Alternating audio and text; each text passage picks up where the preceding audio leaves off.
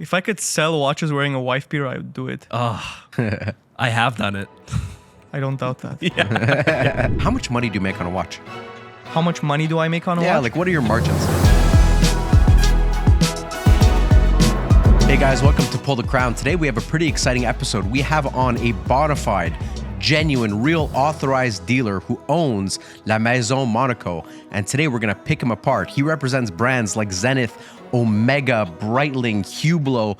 And today we're going to find out some real hard-hitting questions that people always wish they could have asked an authorized dealer. Leon, how's it going, man? It's going good. Yeah? It's good to be here.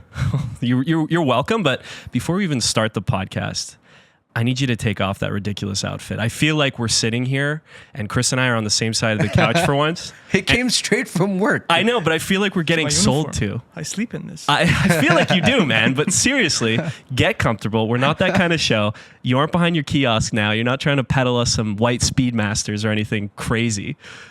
Please get comfortable, man. Lock in. It's going to be a great episode. We're going to have a great time. All right, let's do it. All right, here we go. Hit me with your best shot. You look much better, man. You look like you're ready to play here. You're ready to play our game, you know? Yeah. You're ready to get hit by. But look, man, we're going to send you through the ringer. I'll give some context on this episode, right? So I've been really wanting to do this with you for a while because, as everyone knows, you know, I'm in the industry on one side. You're on the industry on the other side in a much bigger way, mind you. You know, you're representing the brands almost directly, where I'm kind of being a secondary guy who's selling pre-owned, sometimes new, stuff like that. But I've known you now a few years, and I don't know anyone in the industry that sends clients to an AD, and then that AD sends clients back, right? So like we've had that experience where I've sent clients your way when they say, I want an experience, I want to buy a brand new watch. And sometimes I say, look, sure, I can save you some money, but if you want like the real experience, then you got to trust an AD for that. If you want, you know, your namesake on the card, you want the watch to be yours, then go to Leon, right? And then you've also done the same where you've sent customers my way who are looking for something, or, you know, and you'll say, hey, no, I got a guy, right? So that's just rare for starters. So the framework of this whole episode is interview with an honest AD. Because I think you're the type of guy who even behind the camera will tell it like it is. And that's really what we want from you. And I'm super happy you're comfortable now and you're ready to... That was really heartwarming. I like that. Yeah? Yeah. The only thing is I don't want to be on the show right now. Why not? Why not? Well, first of all, I was excited when we started because I thought he was part of my club. Yeah. I saw he had no hair and I said, you know what? This is great. People can hate on him in the comments, not just me. Now there's two bald guys on the show. I was like, this is great. But he's not Asian.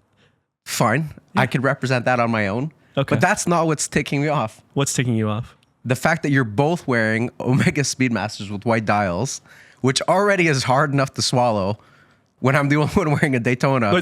But now, on top of that, you're both wearing a freaking Whoop. What the fuck is that? We care about our health. We care about our wealth.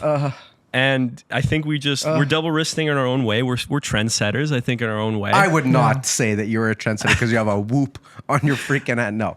Okay. Yeah. Anyways, back to the show. Show. I'll tolerate this for now. Yeah. So you have a brand that has multiple different brands under your umbrella. I want to understand how that works. How do you go about deciding what brands you're going to sell? Do you handpick them from a catalog?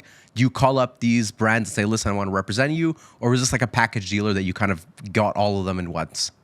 No, I mean, great question. So the way it works is really, if you want to be an authorized dealer for a brand, you have the license to sell that brand, right? Yeah. So it's not like I'm going to call up Omega and be like, yo, I want to sell your watches, you know, ship me this watch, that watch. No, actually, you really started from the bottom, really just... we started working with unknown brands, like, you know, small, I don't want to say cheap brands, like cheap watches, just to fill your inventory, right?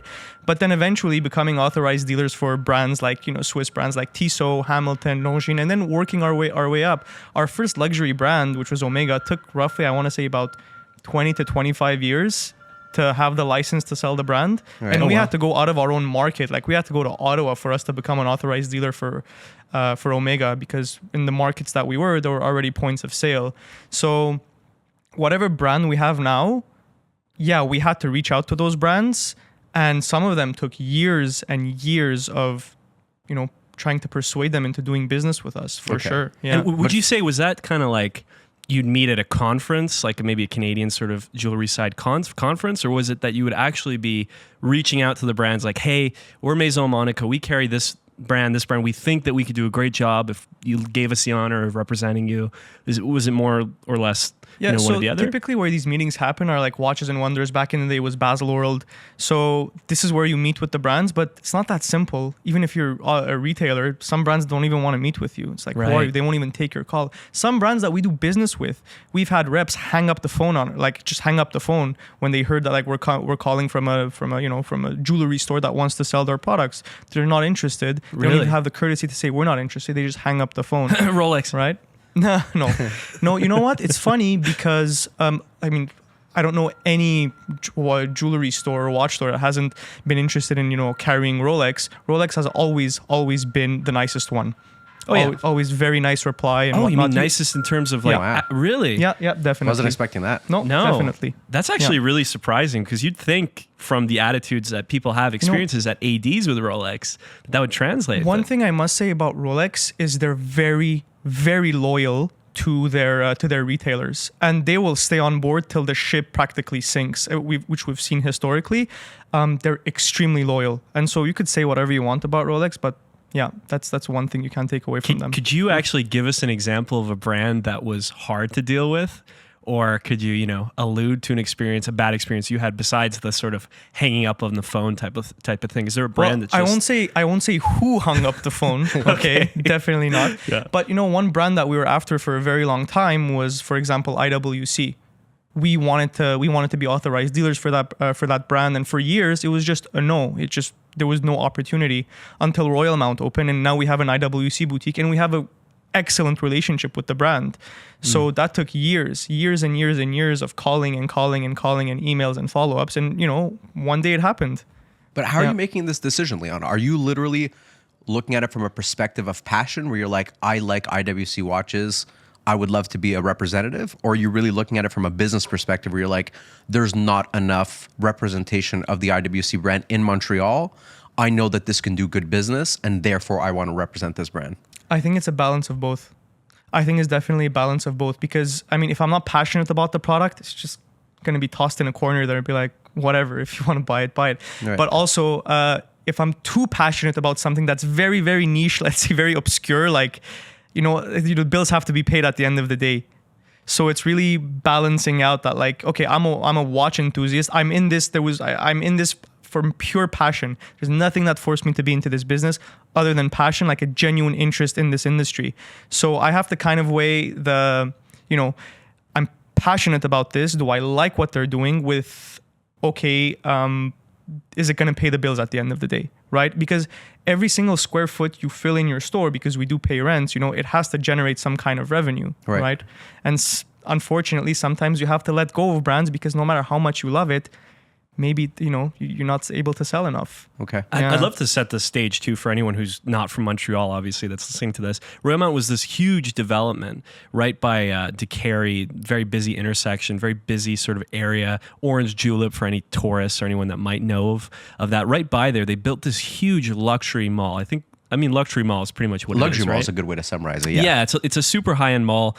They have tons of brands. A Rolex store is opening up there as well, a new authorized dealer in Montreal. But some of the brands that you carry there, right? So you have Omega there, you have IWC, you have Zenith, Hublot, and you do also have Frederic Constant, Tissot, I think, right? Tag Heuer. Tag Heuer. Montblanc, Yeah, okay, there we go. And Montblanc as well, right? The most recent, which is a really cool store. I got the pleasure of visiting it. You showed me around, So that's really interesting then, that it is kind of this little balance of you kind of have to have the passion, but there needs to be a business element. So it makes sense, right, that you got IWC because they wanted to be in a really luxury space. They needed that sort of presentation, I guess it is, right? And is that also why that boutique is separate from, let's say, like the Omega? Because the Omegas and Zenith, Hublot is all together. It's under one sort of roof. Yeah. But your IWC is kind of across the street, so to speak. Is that the same sort of thing where IWC wanted to have a they separate... needed to have their own space. Yeah, it makes sense. It's a powerful brand. It's a good brand. So, they needed an amount of space that would justify, having a boutique. Right? So it didn't make sense for them to have, let's say, a shop in shop that we call it, which is like a section where they have their own, they have a section in your store with their watches. But a boutique is really isolated. It's on its own. And it's operated as a franchise boutique. Yeah, so they wanted to have their own space, which we did as well. It made a ton of sense. So it's isolated from the other ones. And I guess it would be the same thing for like Tag Heuer, which you also have down the way, right? Okay, interesting. Yeah, I still want to. I got to talk to you after there and figure out what brands were the most headache, I get it. You got an image, we're trying to be as loose as possible, give the viewers as much as we can here, but I get that you have some, listen, I don't blame anyone for anything. I mean, we believe in what we do. We know the impact we can have, but I can't blame any brand for not wanting to do business with us. It's not to be taken personally, because at the end of the day, I mean, these businesses, it's a very important decision they make, that they might do business with someone who doesn't pay their bills, who might tarnish their image, who might ruin their image. So they have to maintain that image of the brand, which I completely understand. But then it's our job to, how can I say this, mend our garden so beautifully that like it wouldn't make sense for these brands not to want to do business with us, right? So that's our job, which I understand as well. None of this is to be taken personally. Getting extorted by your AD is tough. You want the watch, but he's going to force you to spend money on jewelry that you might not be able to afford right now. That's where Outlier comes in handy. Make the money that you need to spend on jewelry for your wife that she'll never wear. And the intention is for us to try to make more money too, so we don't buy jewelry for our wives that don't exist, but rather watches for ourselves. Watches for ourselves is the best thing ever. It's the best thing for you guys too. So Outlier is a trading tool. The idea is that it's going to help you identify buy and sell signals and just overall make you a better trader. And Chris, their CMO, is a genuine fan of ours and actually watches our podcast. I think it's important to note too, this is not an FTX style crypto scam, okay? Outlier does not hold any of your deposits. There is no deposit structure, in fact. This is a total you go girl type situation where you make the money based on the insight that they give you and your own trading through another trading platform, of course, and through a brokerage like us schmoes in Canada have. Anyways, the intention is for us to genuinely use this tool, make some money, and hopefully buy more watches, and hopefully you can too. So if you're interested in finding out more, there's a link below. Okay, I gotta ask because you're not gonna ask it apparently. Okay, you guys are talking about passion and brands and this and then the whole time in my head I'm just like, when the fuck is he gonna ask? Why do you carry Hublot? Wow. What the hell happened there? Wow. It's such a cool brand. Oh God. I'm actually we had this discussion as well, and I get the hate. I definitely subscribe So to do I, part by of the it. way. So do I. Right, exactly. Well, that's what I want to talk interesting. about. Yeah. I feel like this is one of those things where like when I insult my friends who have Androids, right? Or back in the day, I was like, I would insult my friends who have Blackberries. Don't I start. earned the right to insult them because I've owned Blackberries and I've owned Android phones. So I know better, so to speak. And yes, there's arguments on hardware and this, that, but the actual like user experience dictates all of it, right? But just to say, like, I've had a Hublot, so I feel like I'm allowed to say this. They're rubbish. Okay. But you don't seem to think so. Elaborate. Can you expand on why you think they're rubbish? Well, from my limited understanding, Hublot is rubbish because you're basically paying for absolute hype. You're paying for flash, you're paying for design, but there's no real substance behind what you're paying for. So that, in a nutshell, is what makes Hublot so horrid.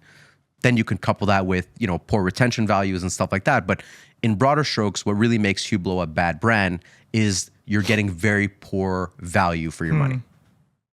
Yeah. Do you agree with that, or you don't agree with that? So partially, and we can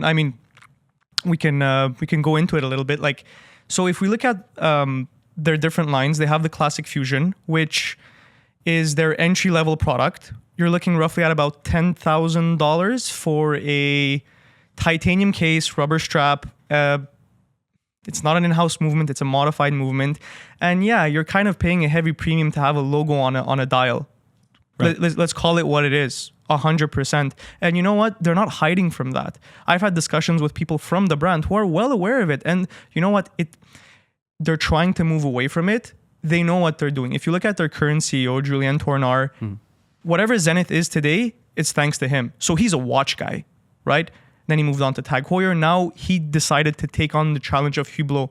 He was given the option. He said, yes, I want the challenge. And so I'm very optimistic of where the brand is headed. But let's put that aside. Let's put Classic Fusion aside. You look at the rest of the line. You look at the Unico line. You look at Square Bang, Big Bang, all of that stuff. I think they're making excellent watches. Okay, like you look at the Unico, it's a fully in-house movement. It's a flyback chronograph, skeletonized dial, integrated bracelet. The make of the watch is fantastic. I have nothing to say. And I'm actually going to show you a piece here that I brought with me today. So this is this is in the Big Bang collection. This is a shaped watch, okay? Now, you're going to see the shape of the watch like most of my customers do, and you're going to say it's a copy of this brand or that brand, which is pretty obvious. Yes, it's square. Oh, okay. So it's a copy of RM. So it's a barrel shape, right? A what? A what shape? So it's a barrel shape. Tonneau, barrel shape. Gotcha. Yeah. So it's an RM shape. Yeah. Basically. If we want to call it that, sure. I mean, stop beating around the bush. No, but if just you say it as it is, man. But if you see a Frank Mueller, a barrel-shaped Frank Mueller, you're not going to say it's an RM copy. It was the original. Too. It was the original. Yeah. It's a barrel-shaped watch. But I mean, the way that's sandwiched and like the side profile of the watch, I mean, it's very reminiscent of an RM. 100%. And I'm not gonna deny that. But let's take this watch here. Okay, it's a titanium, rubber, ceramic, fully skeletonized dial, fully in-house movement with a 10-day power reserve, okay? We're looking at roughly $37,000 here, Canadian, okay? If you're gonna get something that is the equivalent in Richard Mille, how much are we talking roughly? I think that's probably my experience here. Sure. Yeah. I mean, you're looking into the six figures for sure. Six figures. Yeah. Right? Well, is it fair to say about 10 times the price of this watch? Oh yeah, I'd say so. Yeah. Okay. Yeah, for especially 10 days. Are you getting 10 times the watch? Definitely not. Thank you. Not. Yeah. So that's a great argument, but that watch is probably worth like 6 nickels after you leave the store. Sure. Okay. So let me give you this. No, but actually, example. you know what? I'm not even gonna. I don't want to be obtuse. It genuinely speaking, what is that watch worth if you leave the store? Like if somebody wanted to pick that up secondhand, do you know what that's worth? Definitely not. No, I don't know. Yeah. No, I don't know. It's probably less than what it is at retail, for sure. Yeah. The question is how much less? So it is generally for the in-house stuff. It takes between like a 30 and 40% knock off retail, which it's not. It's consistent with other brands, by the way. Right? Yeah, and that's the guess. other thing. It's consistent with that's where I was IWC with gonna go. Omega. I Okay, well, I want to see this thing. Put Rolex aside. Yeah. Not even all Rolexes. Let's put steel Rolexes aside. Let's put Richard Mille aside. Let's put Patek, FP Journe aside. What brand are you buying from the counter and you're gaining value automatically? Oh, exactly. Like, you can't even say it of a single brand altogether. So let It's me just put impossible. it this way, okay? And so what if it does not go up in value, okay? Yeah. Sometimes you just want to own something and wear it because it brings you joy. Exactly. When you walk into Louis Vuitton or Saint Laurent or Gucci, you buy a purse, okay? Your wife buys a purse, your girlfriend buys a purse. She doesn't think I can't buy a purse from Louis Vuitton. Of course you can. Hold on, you should tread lightly with what you're about to say. Because I feel like lately, a couple of women have pointed out to me that purses these days have become investments, and there's a lot of like retained value in some of these brands. Yeah, some of them. If we're going to talk about Birkin, how much money do you have to spend at Hermes to be able to be allocated to Birkin? Right. It comes down to the same thing. It always does. Yeah. You buy it because you wear it and you enjoy it, and it brings positive emotions, right? And why should it be any different than watches? No, it shouldn't. It absolutely shouldn't. If you walk into a store and this is the watch that speaks to you and you have the means, yeah, you don't really need a valid reason to buy it. That I completely agree. I really have to say that from the back, you know, and that's a testament to Hublot on this watch. I have to give it props big time, because from the back, from this angle and this lighting, and even close up, it's very equivalent to RM. Very equivalent. So let me ask you another question. Design-wise, it really is actually. Not just, it was impressive. No, it's a good-looking watch. Not just design-wise. I mean, You're talking like finishing-wise, finishing? architecture of the movement, the twin barrels is really nice. I mean, it's well decorated. The finishing is pretty much there, man. I'm sure if I looped it, it wouldn't quite be right there. But this is like you said, it's not 1/10 the watch, right, at all. But it is a 10th the price. Yeah. So I totally get that. But I didn't mean to cut off your conversation. I'm admiring it. Let me ask you this question. Think of your favorite watch brand or some of your favorite watch brands. Do they have a model, right? Do they have a model that is a gold case attached to a rubber strap. Think of your favorite watch brands. Do they have? Yeah, of course. Yes. Yeah. Who is the first one to do it? Yeah. No one did it before them. Yeah. Right? So you could say whatever you want about them, but I think they're doing some pretty cool things, and they have done some pretty cool things. Sure, then you could say that they paid celebrities to wear their watches. Fine. Which brand doesn't do that? Every watch Right? brand did Every that. brand does Yeah. it. And so I do like that they're trying to move away from that past and that negative connotation, though, So and try to become more like respected. Well, I think it's worth mentioning, by the way, the watch that he had was a classic Fusion. So Yeah, not no, a totally. fair, not a fair Yeah. enough comparison. Look, it was really nice, though. I have to admit, like, as much as I I didn't get it that badly in the teeth, but as much like I learned my lesson, so to speak, from buying that watch, that watch genuinely I thought was very, very beautiful. And Design. surprisingly, it got way more attention and compliments than any other watch I've ever worn, including my Panda, including a solid gold Daytona. People notice it. It has a very unique design that mainly people that don't know watches, right? Like everyone that knows a bit about watches will recognize a Panda and say something about it. But if you don't know anything about watches and you're just going off of like, oh, that looks interesting or flashy or whatever, a lot of people will compliment a Hublot. A lot. definitely. I mean, if you go do a factory visit, you will think of the brand completely differently. I mean, they have material scientists working all the time. This is a watch brand we're talking about. A watch brand discovered a color of ceramic. A watch brand, okay? So it must mean they're investing heavily into R&D. It means something, right? So yeah, I think that's what I have to say about Hublot. Okay. And again, like I think Leon put it really great too, which is like you take any watch brand, there's not a single brand which every single model sells above retail. Well, except for some crazy independents, okay? But big staple brands, you mentioned Rolex to give people the idea and really sink it through their heads is, weekly, I get a text from someone that says, oh, I got offered a good example too is in our comments section. Often we'll see people be like, oh, on one of our videos did really well, which was talking about the AD experience, right? And we're going to get into that later in the video too. But a lot of the comments where I went to my AD in Spain and I got a two-tone Sky Dweller, or I got I got offered a solid gold root beer. And it's like, yeah, you did. And if you bought it, you unfortunately just lost like 20-30%. Sure. Like the fact of the matter is that the majority of brands, the majority of their offerings drop after retail. So it's not super apples to apples to say like Hublot, you take a loss because it's just they're one of the worst brands when it comes to that. I mean, if we're gonna think not even though the reason why people hate on him or getting influenced, we can think of one guy making fun of the brand online, right? Hublot, just fly him out to your factory, wine and dine him a little bit, and I think all of that is going to change.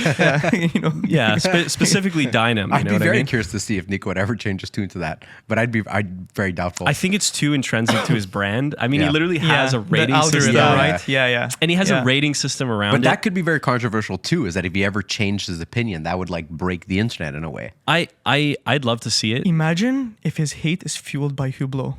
Like any publicity is good publicity. That's an interesting exercise.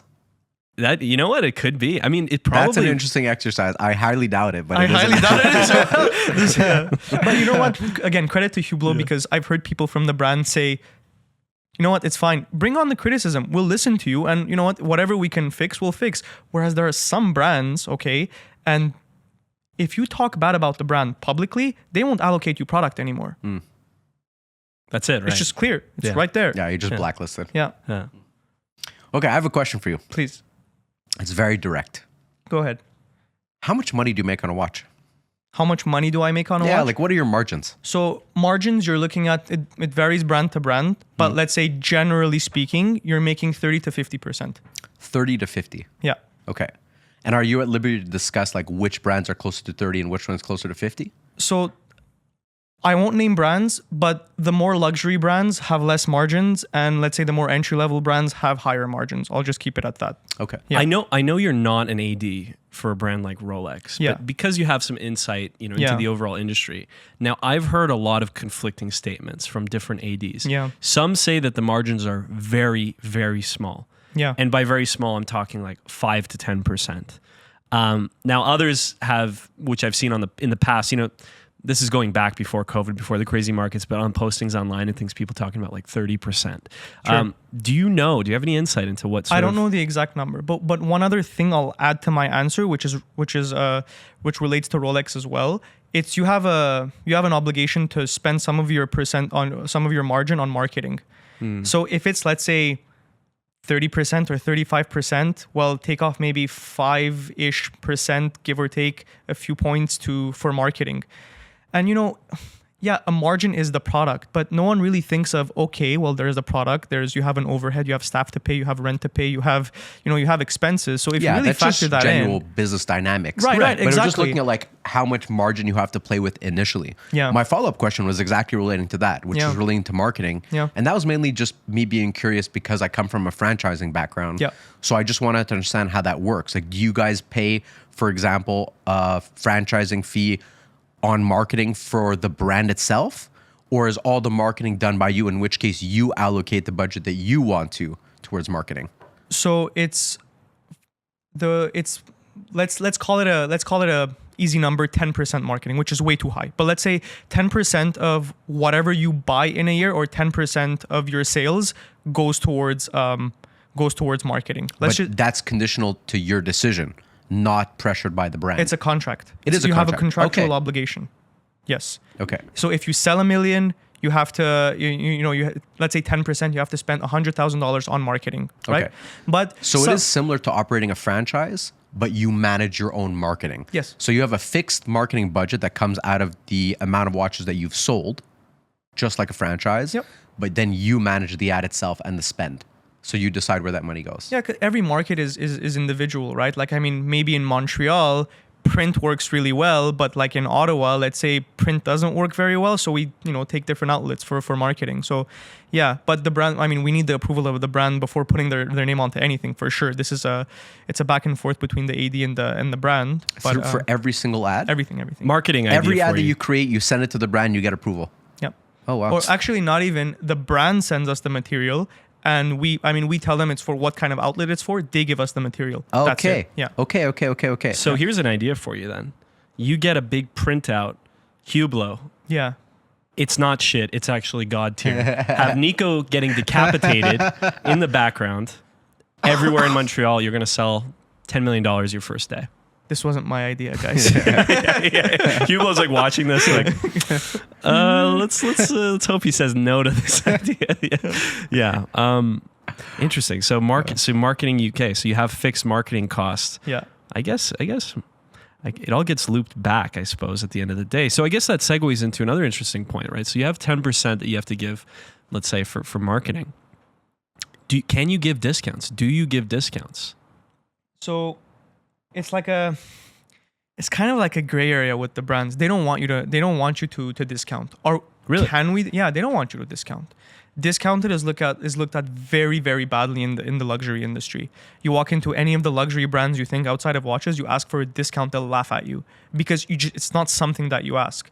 So luxury watch brands are saying the same thing. Well, like, we're a luxury brand as well. Why are we going to discount our product? Sure, you're going to say secondary market and whatnot, but just because once upon a time that was the norm. It was the norm. When it came not only to watches, but just jewelry in general, everyone knew that you were Absolutely. supposed to bargain and hassle and get a better price and drop this person's name and what have you. Absolutely. But so brands do not want you to discount. That's for sure. And they've been taking action against that. For example, they've been shrinking their distribution. How is it that the watch industry is growing, but the distribution is shrinking, right? It's because they're understanding the importance of image.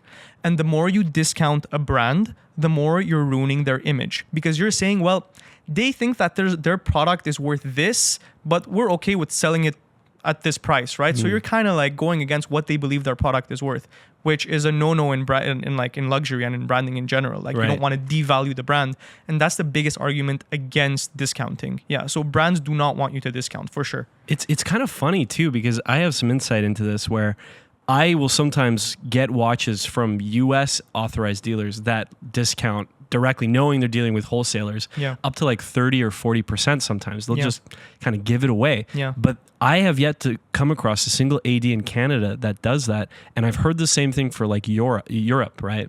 So is that sort of a mentality split where maybe the brands know that in the States they just have a different mentality, which is like best price, got to go for the cheap thing, whereas maybe we have more of a European That might sentiment? be a volume thing though, Julian. It might be like Volume thing? in the States, I'm a larger dealer. I have a lot of watches. That inventory is not moving. I could sub-distribute, so to speak. But at the same time, then, if it's the AD's decision and they sort of put their foot down and say, don't discount, then you'd think that, that would still translate in some way, I guess. So I'm wondering if that's maybe just a mentality split. I want to say they haven't got caught yet. Yeah, okay, more than anything. But maybe I don't want to sound like I'm naive or anything, but yeah, I mean, if you really think of volume, I guess it would make more sense, but I'm thinking of like just our operating costs. There's a certain amount that, below that amount, it doesn't make sense for us. We have even sell, right? Yeah. Yeah. Everything, rent is so expensive. You have salaries to pay, all of this. It's not that we don't want to discount, it's that we can't discount really. It's because we need to, we need to keep the lights open. Yeah. Is what it comes down to. So all this to say that discounts are not a thing at your AD. Like if someone walks in and is like, listen, I really want this watch. Can you give me 5% off and I'll take it? Is it even in a consideration, or you're just like, sorry, we don't discount our watches? Depends the watch, depends the brand. I don't want to tell you, no, we don't discount whatsoever. And like, listen, there are exceptions to be made for everything. Where I tend to believe that we make the difference is by giving experiences. We do a lot of events, okay? So there's a cost to that. And you know what? It's our pleasure. So we invite our clients to have experiences. For Tag Heuer, we have a franchise Tag Heuer boutique. We took 9 clients with their plus ones to the Formula One, right? There's a cost to that, right? So we may not be able to give you discounts, right? But we're able to give you experiences, and those count for something as well, right? Some people that, well, I don't care about the experience, I just want a discount, right? And depending on the brand, depending on the watch, exceptions can be made. Maybe it's a strap, maybe if it's an older model, a few points off. These are things that are possible, right? But we don't want to do that because discounting goes against the world of luxury. We believe that the product is worth this, and we don't want to devalue the brand. It's as simple as that. Yeah. Okay, I could kind of see value for both points. Yeah. I think if I was invited to one of those events, then I could add again a sentimental value to that watch and acquiring that watch or entry into that brand. But, to that client's point, it's like, listen, I just want the discount. I mean, he didn't get to go to F1. So for him, it's like, look, I'm here now. I want to leave with a watch. I just want to feel like I got hooked up kind of thing. I feel like there's an in-between. I understand the luxury philosophy of like, listen, this is the price. If you could afford it, buy it. If not, there's the door. I could understand, and I'm putting it very crudely, but I can understand why a luxury product would be framed in that way. But by the same token, I can understand the feeling of leaving with more than what you came to get.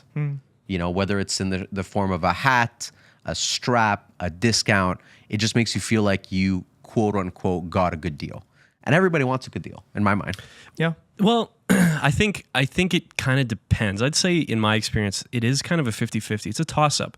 And it's not really an income thing. It's not like a crazy wealthy versus, middle class, or let's say less wealthy client thing. But I think there is a split in the market between people who do want those experiences and people who do want the cheapest price. Like I have clients who just always want the cheapest price. And honestly, they're the worst clients. Because sometimes you can't get to the cheapest price, and they will just immediately, as soon as they see a cheaper price anywhere, just bail on you, bail on all the experience that you've given them, bail on everything to jump and abandon ship for something, right? By the way, some of my best clients, my absolute best like VVICs, they don't ask for discounts, right? Because they know that in order for us to be able to keep doing what we're doing at the highest possible level, right? We need to survive. We need to make money. And in order for us to give them those experiences, again, they want you to be profitable because your dollar is a form of support, right? Exactly. Your dollar is a form of support. If you're putting your money somewhere, it means I'm trusting you with this. I trust your values, and I trust you will do the right thing with my hard-earned money. And it's up to us to not let you down. Exactly. And you couple that with the experience that you give and the service and the knowledge that you impart on them and all that, right? So speaking of not letting people down, Yeah. do you play the whole false scarcity thing like Rolex does? Like, do you like withhold certain models, pretend things are, you know, not available? Well, I mean, look at our brands. I mean, as much as I want to sound noble and like honest and say, well, you know, it's not. We don't really look at the brands that we sell, right? How many of the brands that we do business with are there actually models that like, you know, that are worth really like I don't know, say like there's to create an artificial scarcity. Well, there still is some, let's say, in the form of that Speedmaster that's on your wrist. Maybe a little bit less so now, but it was first released. There was like the first Omega for a while that people were putting their name down for. Yeah. So in that particular instance, was that like a genuine wait list? Or There was it was a like a wait list. false allocation list like Rolex where it's like, yeah, sure, we'll call you. There was 100% a wait list for it. Yeah, there was a real wait list for it, and like, With no exception? you Like came no in- rich client called you and was like, listen, jump me on the top of the list. And you're like, No, absolutely, we buddy. didn't- You buy watches for me all the time. I got one for you right now. Come on by. like okay, it's very easy for people listening right now to say he's never gonna say the truth, but like I mean it sincerely. Like we open an Omega boutique in Royal Mount. Like let's forget the white dial, okay? Because now the white dial is just available for everyone. Snoopy, right? We get asked Snoopy every single day, no exceptions. Okay, we received one Snoopy to date, one, and you know who got it because the pictures are online. Okay, which it's a mutual friend / customer of ours, right? Why did he get it? Is he our biggest customer ever? No. Has he been loyal to us for many years? Yes. More than an Omega enthusiast, he was a Speedmaster enthusiast. And in my mind, when we receive that watch, okay, we perhaps have clients who have spent maybe multiple times the amount of money that he had spent, but that guy was so deserving of that watch because that guy is truly going to appreciate and value what that watch is really. And by the way, right? never going to sell it. Yeah, never going to sell sell it. Yeah. Yeah. So Okay. for me, it was I a like moment of joy.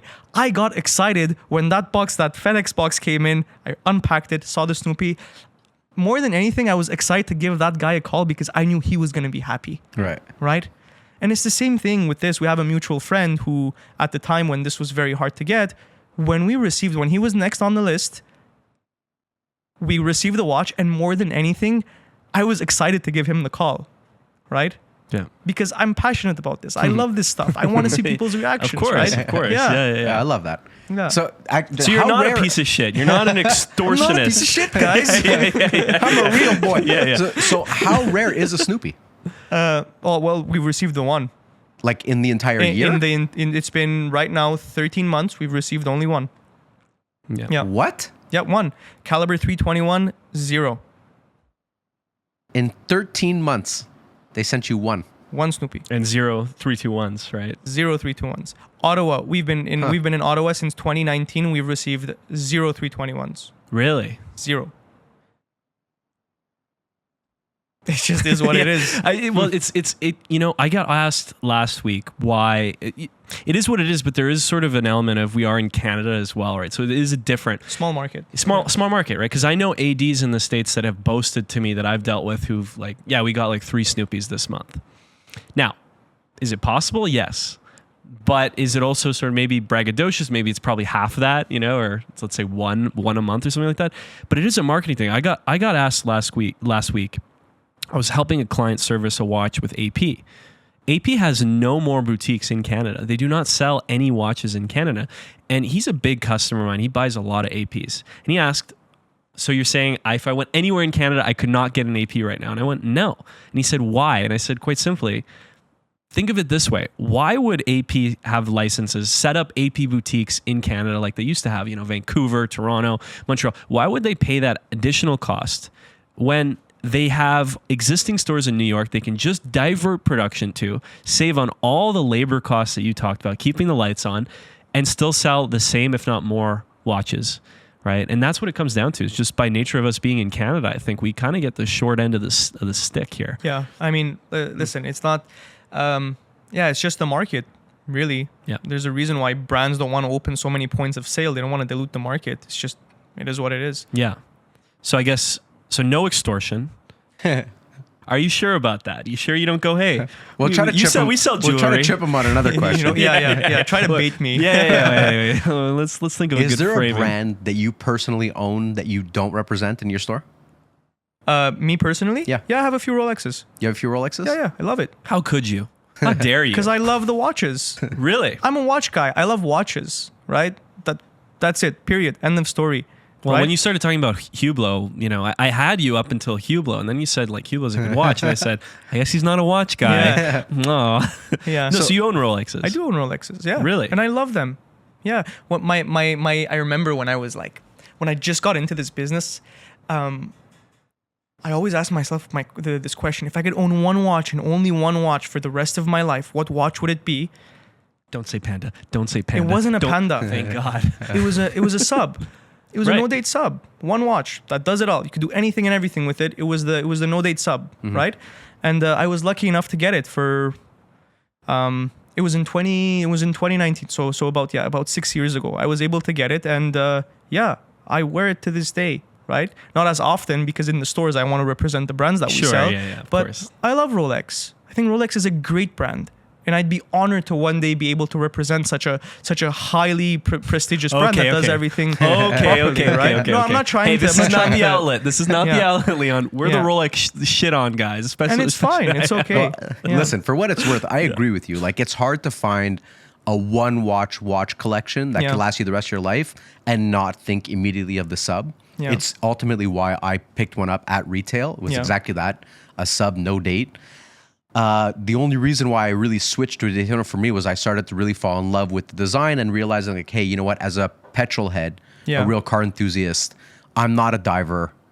It doesn't really speak to me on that level, but a chronograph does. And that's where, I started to pivot towards that. But so, okay, that's still very interesting. So actually speaking of, how was your experience at Rolex when you bought that watch? Did they know who you were? You were just a client that walked in off the street.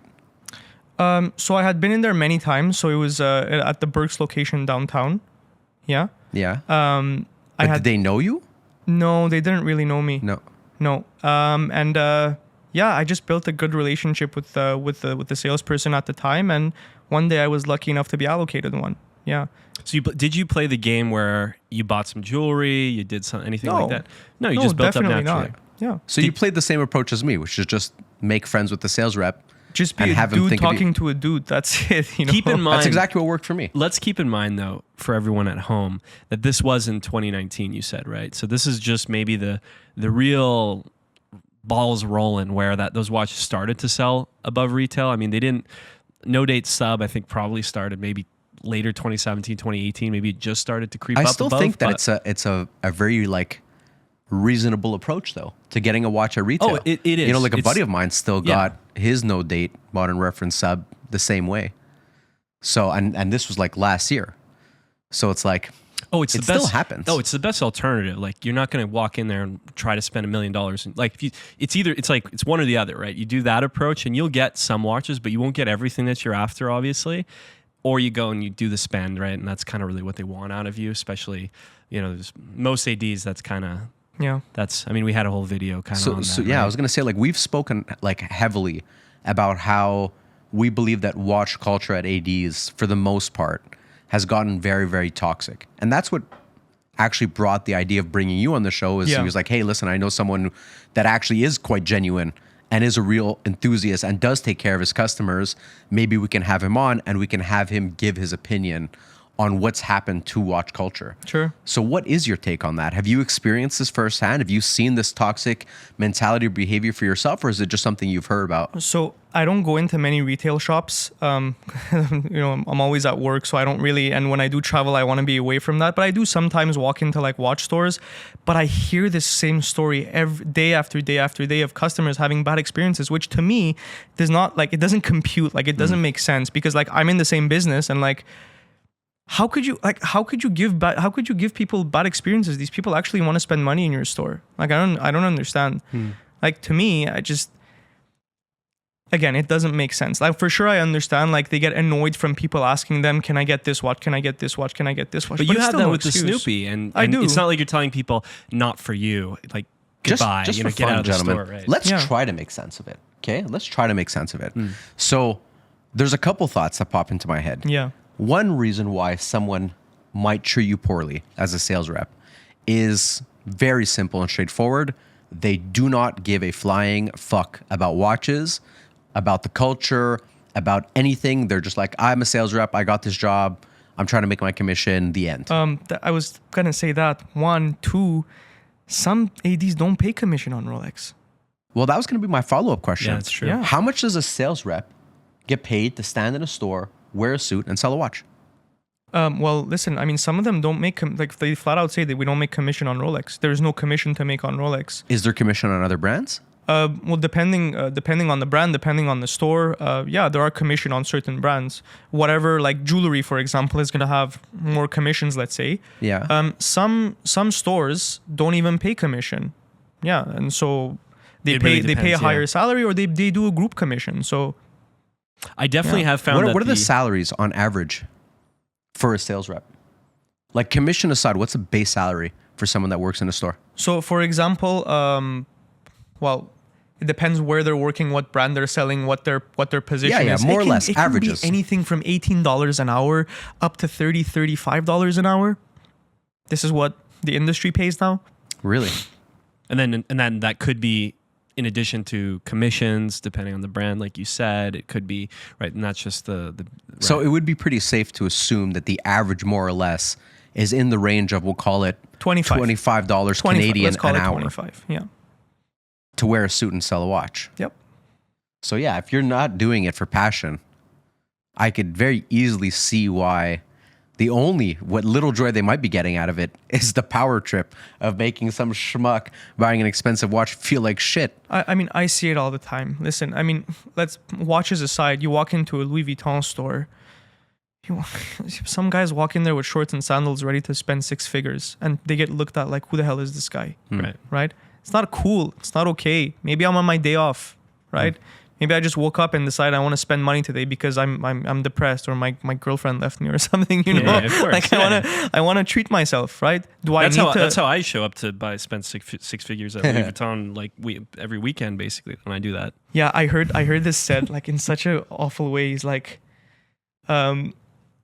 someone wanted to buy a watch, and this guy's a serious watch collector, okay? And he wanted to just walk into a store, I believe it was AP, and he said, can't believe it. I have this collection of watches. I'm passionate about watches, and this guy wearing a Zara suit didn't let me inside the store. That's pretty good. Yeah. So Yeah. you're saying there's a lot of judgment as well on for a lot of these sales reps. They just kind of screen you at the door and they say, Listen, again, I'm going to come back to saying we're not perfect, okay? Sometimes how do you judge someone, right? Like, how do you make a first impression of someone, okay? You look at them, what they look like physically. Does it make sense to say that? Your first impression of someone is how they look physically, or how they present themselves, or the energy or the vibe they give, right? But that does not mean you should change the way you talk to them. It does not change the way you should welcome them. We all have our first impressions of people, right? Doesn't mean that's who they are. It's just the first impression, right? It is my duty, my responsibility, right, to treat you the same person, like the same person who was wearing a suit and tie, for example, right? You're taking time out of your day to walk into my home, I call it. You're walking into my home. You're walking into my place of business, right? And that in itself deserves you deserve respect automatically off the bat. If you're gonna bust my balls, or you're an actual customer, I don't care. You took time out of your day to walk into my store. I'm gonna give you the energy and the presence you deserve. That's it. I love that, man. What a great answer. Yeah, that's very well said. Cue the Family Feud style great answer claps, because that's just awesome, man. I have tears in my eyes. But if you're gonna it's work awesome. in retail, if you're gonna work in customer service, you have to have that mindset. I don't care if you're serving someone an ice cream 100%. or a luxury watch. It doesn't matter. You're there to make someone's day. If you don't want to Exactly. be there, don't work in retail. Never assume. Point final. When you assume, you make an ass out of you and me, right? So Yeah. it's just Well, that's just next level. But I'm just saying in general, but like be it's polite. honestly like it's the base level. You're in the service guideline. industry. Service your customers. I have a question for you then. So on that line, right? That's what the baseline should be. My question for you, Leon: do you envision a time where even the Rolex experience, the Patek experience, the AP experience, these brands that have these lucrative secondary market flip opportunities, right? If you get the spend history up, do you think that those guys who are the main culprits, I'd say, of that attitude that we were talking about, that negative, toxic attitude, do you think that there's a path to redemption for them? Do you think there's a time, A, they run out of business because they've run out of customer support that's going there for the experience, or B, do you think that they can change, that they can do better, they can return to what you were talking about? So I think it's a bit tricky, and this is the reason why we're seeing a lot of brands go independent, like Patek operating Patek boutiques. Although it doesn't necessarily mean that they're gonna change the way they treat people, but I have heard recently that there are some big brands that are hiring people, training the floor staff, the retail staff, on how to greet and receive and talk to customers, right? Because they don't want this negative feedback. What you guys are talking about is very valid. It's very true. It's what everyone is feeling. You're a voice for what people are feeling actually on the floor when they go to these shops, right? And they're not stupid. They're aware of all of these things, and they don't want this. They don't want this. Some brands are okay with it. They don't care if they allocate you a watch, right? That's the highest thing you can get from them, right? Because their shit doesn't stink. But there are certain brands where they're actually concerned about that. They don't want that negative view of their brand. So they're actually hiring people to train the retail staff, the floor staff. Now, can it turn around? It depends who's operating these businesses. Some ADs, unfortunately, are in it for the wrong reasons. They've inherited a business that they don't care about. They just see a dollar sign and whatever. Let's just list your top 5 worst ADs in Montreal. Go. No, I'm just kidding. I can't do that. You already know who they are. Yeah, exactly. We both do. Yeah. No, you're right though. It's great to know that we're not just two idiots, right? And that we have someone actually really deeply in the industry that can attest to that this is the way that it's going. So listen to that, commenters. Listen to him. If you're not gonna listen to us, we're two idiots, right? Bald Asian, 80s cop, take it from the king. Yeah, 80s cop. That's what I got. He gets bald Asian, which is a little racist. But I get straight to the, it gives him that reaction, I get straight to the 80s cop because of the stash. It's an unfortunate All right, insults aside, what else you got in there? All right, what do I have in here? Maybe, you know what? Let me challenge you with this. Why don't you show us? Did you bring any personals? Did you bring anything? I have some personal watches. The one I'm wearing right now is the same one that you're wearing, the white dial Speedmaster. I have 2 personal watches in here. Okay, so while you're taking them out, I have some questions I want to ask you while you're pulling watches out. Please, go ahead. First question. Yeah. Genuinely now. Yes. Stare at me right in the eyes. Yes. What's nicer? No other consideration other than the beauty of the watch. Rolex Panda Daytona, white Speedmaster, go. Can I have a look at your watch? Yeah, sure. Is that a thing? Can we do that? Okay. All right. Here we go. Moment of truth. 2-second judgment. So I did this exact exercise in my office, okay? Right in front of you before we started the podcast. Yeah. And I've said this before when we did our head-to-head, I want to choose the Speedmaster. I do. I really genuinely do. I want to save the money and I want to get myself the Speedmaster. But when I look at the Speedmaster, it wears larger, it doesn't look right on my wrist, and it's just genuinely not as nice. Okay, I think the proportions on the Daytona is better. Thank you. On the wrist, I think it wears better. Thank you. I'm just such a big Omega fan, so I feel like I can Get him. Bald on bald crime has gone up 200% this year. All right. What else you got? What are your other watches? So personal watches. This one is a sentimental one. I hardly ever wear this one. Just this is a vintage mono pusher Eberhard or Eberhard. Nice. Yeah. This is from my great grandfather. Yeah. Okay, it's my turn to nerd out. I gotta get. Yeah, this watch means a lot to me. Yeah, doesn't work. Needs to be serviced, but I just want to leave it as is for now. This is exciting. Yeah, this is a typical story of this guy really saved up to buy that watch, and it means a lot to me, And I love that, honestly. But why it means so much to me is that my grandfather didn't just give me that watch. It was my grandfather's, his dad's watch, right? And it was a moment of like people around me saw how much I was interested in watches, and like this was me at this point. My whole identity and who I was shaped around watches and this business. So it was a moment of like, this is my dad's. He worked so hard to get this, and like, this is yours now because there's no one else that should have this other than you. There's something about a family heirloom watch that's just so beautiful. That's beautiful, man. Yeah. And by the way, can we just talk about the watch for a second? Yeah. The sentimentality is awesome, and that's always, I think, the most important thing about these sort of hand-down watches. It's a lineage, right? But Yeah. beyond that, really cool watch. Yeah. So you said, did you get a time frame? Like, is it 60s, 70s? I want to say roughly about 60s. 60s, early Yeah. 60s, yeah. So do you know the movement that maybe is inside of it? Is it a Lamagna? I think it's a Valjoux? Lamagna. Lamagna. Yeah, it's a Lamagna. Okay. Yeah. So you could have something pretty interesting in there, Yep. actually, in terms of a nice caliber. Yep. Easy to service, should be as well. Am I hallucinating? Or does the case back hinge open? Yeah, it does. Pocket watch style. What? Classic of the time, right? I've never seen that. That's really cool. And by the way, so it's an oversized chrono. I mean, back then in the 60s, this would have been like a large watch. This would have been Chris's favorite 48 millimeter iced out Breitling that he Yeah. had, right? That's almost the equivalent, right? So that's a really special piece, Leon. I mean, Yeah, it means a lot to me. I mean, it's yeah, definitely.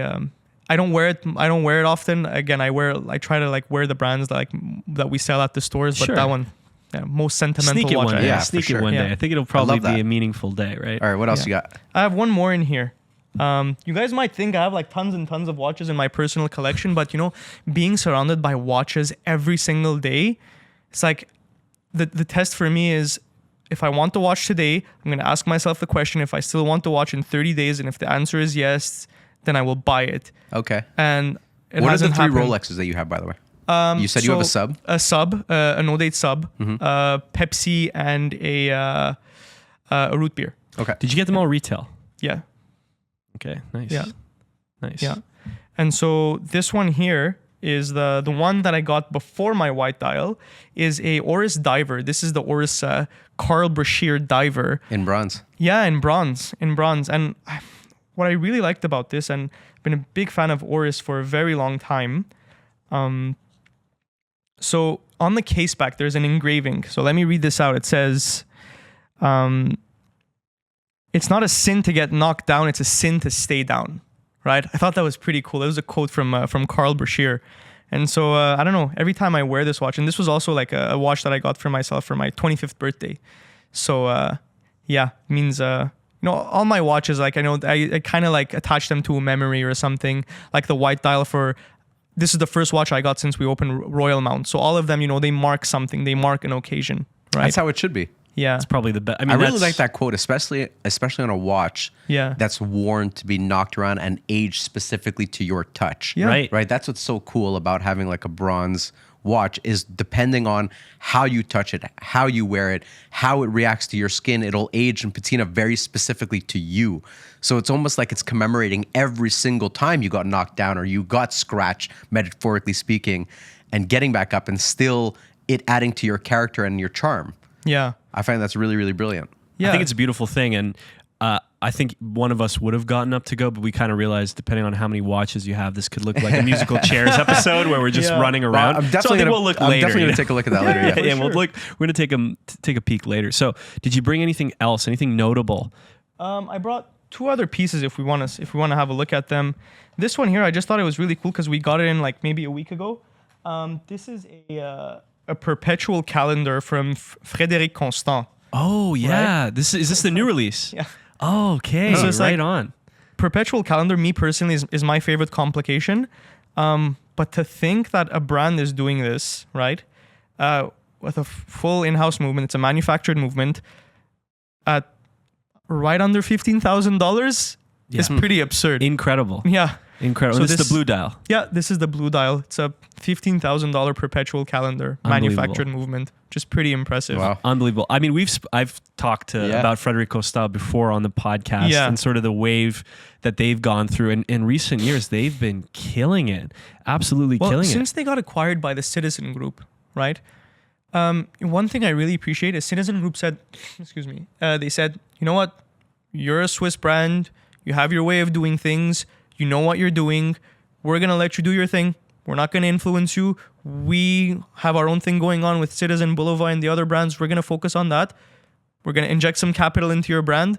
Run wild. Go free. Run free. Do your thing. Yeah. And this is how great things are made. Exactly. You know? Yeah. Exactly. Yeah. And yeah, exactly that, because we had talked about it in a very early episode, and I'd mentioned that, and Chris was surprised that it was a Citizen Group. And I think that's probably the best thing ever, is that people are shocked to hear that it's a Citizen Group owned manufacturer, because it does so much of this really interesting stuff that caters directly to customers. Yeah. And case size, by the way, on this is what, 40?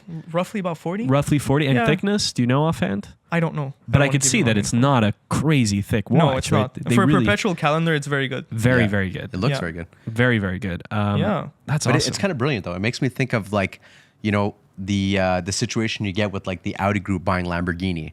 You know, it's like, let us handle all of the electronics and the things that you're not good at. In this case, let us handle the economies of scale and the actual business dynamics, and you just build nice watches. Are you a car You guy just at do- all, Leon?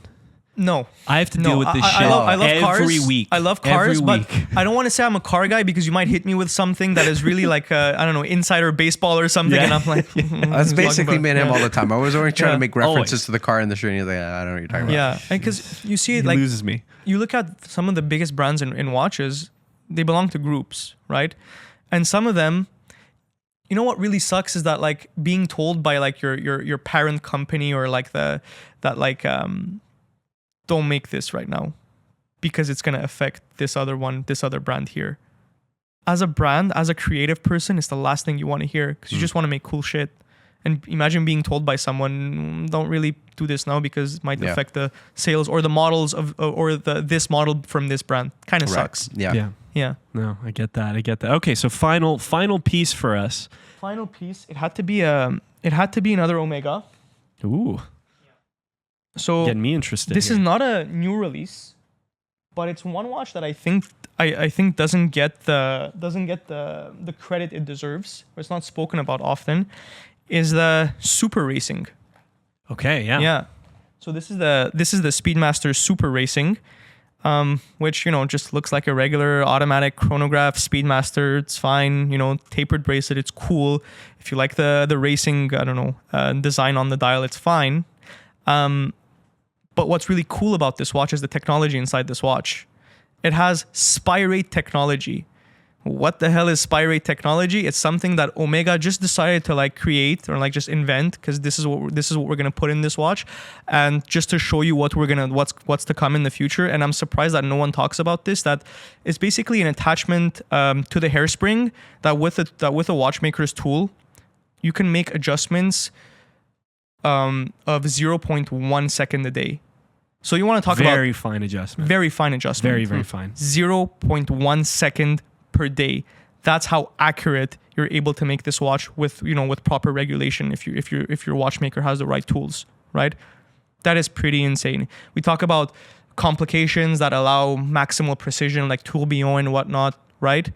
Which like costs, I don't know, multiple times the price of this watch. Sure. What's the retail price on this? Just right out the gate. I want to give you the exact price here. And So- the purpose of putting that in a chronograph would be what? If you actually use a chronograph for what it's intended to, Well, you want it it would to be that much more accurate when you're timing exactly your lap or Well, calculating speed. to be fair, like timing laps, because there's so the joke is like the biggest factor of that's the detriment of precision for like a chronograph is is how human long error. it takes you to push it. Yeah, it's human error, right? Like, it's like 100%. if I'm trying to time like a sports No, but car I'm and I'm saying- like, go, oh, it crossed. You know what I mean? Like, But that's what I'm saying. Like the theoretical application of that technology is for that. It's for like exact precision. Man, yes, theoretically, but it's more of like I'm with saying these- if you're reading It's the just catalog, general timekeeping. I don't General even think timekeeping. it's for the chronograph itself. I think it's just general timekeeping. okay, it's really just for the Yeah. movement to be that much more accurate. yeah, it's in like terms of seconds gained okay, or lost. the coaxial escapement. Yeah. We had a little versus episode where we did the sub. I heard that. That was a good episode. That was really good. Yeah. Thank you. Yeah.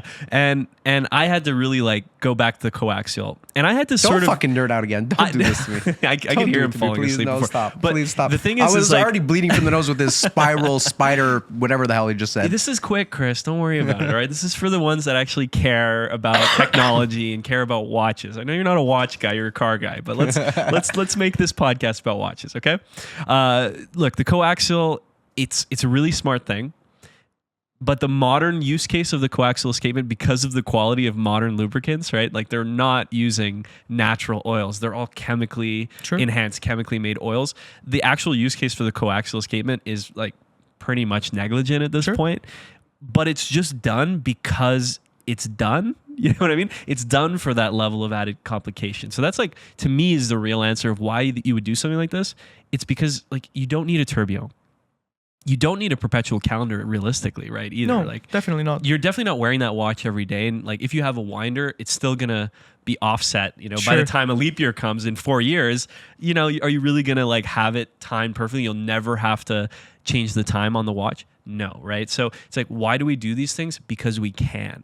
And I think that's more, you know, to answer Chris's question. Absolutely. There. I mean, do they need to have master chronometer on every single watch? Like, do you need to do the chronometer testing and then do the meta certification on a DeVille dress watch? Right. Yeah, no, you don't. Of course. But they do it, right? Because they can. Yeah, exactly. Because they're Omega, right? And this is what I appreciate so much about the brand, is that they're making great value watches. They're doing things they don't need to do, but they're doing it, right? Whatever we see in this watch isn't a one-off, okay, let me show you what we can do. You're going to see this at a large scale soon. Like this is just to show what's to come. Right. Okay, so they're showing off. This is a prototype. It's a showcase. Yeah. It's a showcase for okay. what's to come. I like that. Yeah. I love that. That's, I mean, because at the end of the day, none of this shit is necessary. We don't need any of this. But while we're doing it, might as well like take it to the craziest level that we can. man, right? it's Heisenberg. That's very well it's, said. Yeah. It's literally Heisenberg and blue meth. We're addicts. We're drug addicts. You know, we don't need any of this stuff. Yeah. But the difference to us between 96% and 99% is like a difference of like 300%. I'm starting to sense a theme. I make a lot of analogies to cars. You make a lot of analogies to watch enthusiasts being crackheads. Crackheads. Yeah. Nice. It's honestly pretty true. You know, I deal with them on a daily basis, as do you. And so you should know, you know, and I'm one of them too. Like when I buy a watch, I'm as much of a crackhead when I'm dealing with a dealer, and I know I get the receiving end. I get both ends of the spectrum where I'm dealing with the crackheads, and then I become a crackhead when I'm buying a watch. So I get it, you know, and I love it. It's part of the business. It's just part of it. It's part of the fun. But on that note, Leon, like it's been an absolute pleasure having you on this. Nice, thank So you. actually, I have one last question for you Please. before we go, if you don't mind. Yeah, of course. So just because you were touching on value earlier, and Julie and I were talking about this, so we want to do an episode next week. Yeah. And we want to do a head-to-head, but about brands. And we want to do Rolex versus Tudor. Yeah.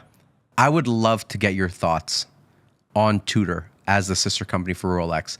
Just your quick thoughts in terms of value perception, the way that you view the brand, and actually, you know what? Let me phrase it to you in a more specific question. Yeah. In a more specific way. We talked about this. In my mind, unless you have the means or the passion, there's never really a reason for you to spend more than $5,000 on a watch. This is an argument that I've made. If you spend $5,000, you can get a proper watch. The kind of watch that will become a family heirloom that you will pass down to your kids and your kids' kids, and it'll always keep time and it'll always look good and it's great quality, and watch enthusiasts will recognize it, and just people in general will recognize it as a value watch and a nice watch. So you never really need to spend more. And that's kind of where this idea brought us, which is this idea of that maybe Tudor is much better than we give it credit because it lives in the shadow of Rolex, but it represents much greater value, or at least this is what we're going to try to argue. So in your mind, if going back to my question, little cousin walks up to you, goes, Leon, I've been saving up. You know, I'm not a man of means, but you know I love watches. Little cousin. I'd love to own a watch for the rest of my life, something I had down to my kids. Would you consult that cousin of yours to buy a Tudor versus a Rolex? First of all, I would give him shit for not considering one of the brands that we sell. Yeah, exactly. Kind of cousin are you? Yeah. The Fucking fuck? guy. We already established you're not Cousin. giving discounts, okay? Okay, like shit. Like we're family's about to disown you. Yeah. In my yeah. particular exercise, your cousin is a huge Rolex fan, Yeah. but he doesn't want to spend the money. Yeah. So listen, I think of it this way. It's an excellent value. I think you're getting tremendous value with Tudor. But Rolex is priced at what Rolex... Okay, so again, this whole idea of value, this is what we're talking about, right? If you want to see your brand's logo plastered on Formula One walls, you're paying for that in one Yes. way or another, right? But how much value do you actually want? Do you want so much value that no one ever is going to know what you're wearing, but your watch ticks all those spec boxes, but like no one actually knows what you're wearing? Right? At the end of the day, I think It's a hard question because like wealth is relative, Yeah. right? Yeah. So the same amount of money that someone will spend secondhand for Rolex Daytona is completely relative to what they're spending. It could be the equivalent of somebody buying a $200 watch and they have to save up for it. It's all relative. Yeah. So in that comparison and in that framing, I understand it's Yeah. very difficult to answer. But maybe in a more general broad strokes approach, Sure. do you think that Tudor is overall a better watch for the money than a Rolex? Or and this is not Retail to considering retail to retail. Retail Correct. to retail, Retail to right? retail. Yeah. For what you pay for, logo and brand included, right? Include all of Right, it. right. You just go for apples what to you apples. pay, do you feel like you get more in general with a Tudor than a Rolex? Yes. Very simply, yes. Yeah. What, especially with what they're doing with master chronometer and all that at the prices that they're selling their watches at, in-house movement, master chronometer, and it's a comfortable watch, man. You put that on your wrist, it's like, okay, these guys know how to make a good watch. Yeah. Right? It's a beautiful watch. You keep Except staring at it. Except the Black Bay Chrono. I think that's like the one exception where it's like yeah, sure. not in-house. Like Yeah. that literally defies like So- everything you just said, right? Like So the way I'm thinking is like basically like very easy. Like I'm looking at Submariner, I'm looking at Black Bay. This is the way I'm Yeah, thinking, yeah. right? I personally prefer the Submariner. Obviously, it was my dream watch. But I mean, if we're thinking strictly value, no other thing, no resale value, nothing. We're only looking strictly value, the quality that I'm getting for the price I'm paying. I think pound for pound, I think like value for value, I think Tudor has the upper hand in this Yeah. argument. And yeah, absolutely. Yeah. All right, fair enough. I feel like I just rendered our next video a little bit useless, but really appreciate your take. Yeah. everybody scrub that from your memory. Get the MIB, the Men in Black like thing that erases your memory and just forget all about that. Next week episode is going to be something super exciting, something new. Yeah, of course. But again, Leon, Yeah. thank you for that awesome answer. Thank you for And thanks for great- coming on, Leon. Guys, this was so much fun. First guest on our podcast. Yeah. I big thought you moment. guys were gonna have like harder questions for me to answer, guys. Come on. You're too nice of a guy. We didn't want it, you know? But hey, maybe we're going to come up with some harder questions. We're going to do this again and really get to the bottom of it. I mean, in fact, speaking directly to the audience, if there's questions that you have for Leon, maybe you think that we went too easy on him on certain points. Maybe he is a piece of shit after all. Or Who knows, maybe if you right? think I avoided some questions, please, reach out to me. I'm happy to answer whatever question, guys. Call Please. him at 514. We're going to have his number right at the bottom. Anytime, no matter what time zone you're in, just give him a call anytime, day or night.